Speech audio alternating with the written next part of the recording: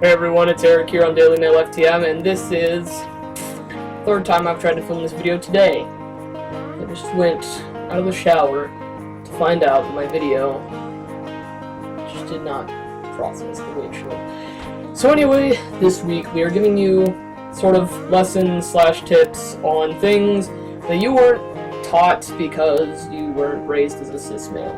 I was in an architectural drafting program / mechanical engineering program for 2 years. So I'm going to give you some tips on things to look for around your house and whatnot. Disclaimer though, that these are things that I learned in the class, meaning that they're probably primarily based around US requirements. Sorry, my hair doesn't like to do what I want it to do until it's dry. Even then. So first thing, cracked walls.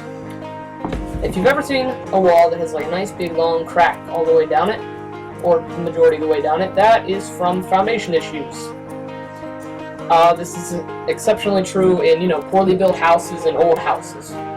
In old houses, it might have been level when it was built, but over time, the soil settles, and sometimes it doesn't settle evenly, so one half of the house might be sitting lower than the other.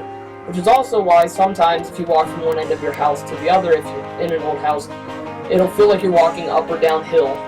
This is something that needs to be addressed, or else your house will collapse eventually. So, take care of your foundations. It's the most important thing. So, in an older home, you also need to check the plumbing. You need to make sure, like if you're looking at a house to rent or buy, look under the kitchen sink, under the bathroom sink, around the toilet, around the shower tub. Check all those areas and look for water damage, because that's something that also needs to be addressed in an older home. Also, check the ceilings for water damage, because people don't like to replace their roofs when they're supposed to be replaced, so people end up with a lot of water damage. I'm sorry, I'm gonna move my hair so much here. Maybe I can just... Beautiful. My kid yet. When you're hanging a picture on the wall, or let's say it's a heavier item, maybe a shelf or a mirror or something, you have to hang it on a stud.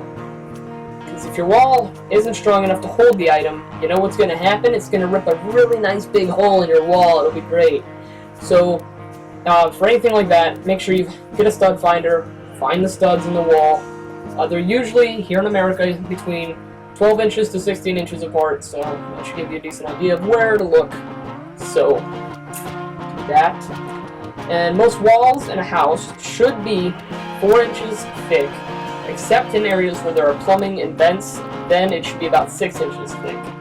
Although in older homes, this might not be the case, as they usually have thinner walls, so I don't suggest grabbing a nail this long and driving it into your 150-year-old house's home wall or whatever. Don't do that. You'll end up on the other side.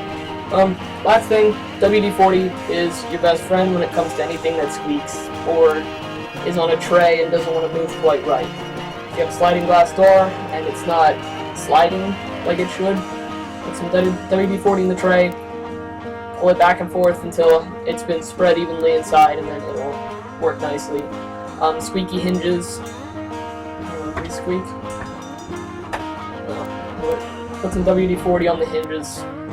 Open the door and close it like 500 times, and then you should be good.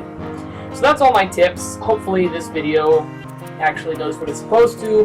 So I will see you all next Saturday.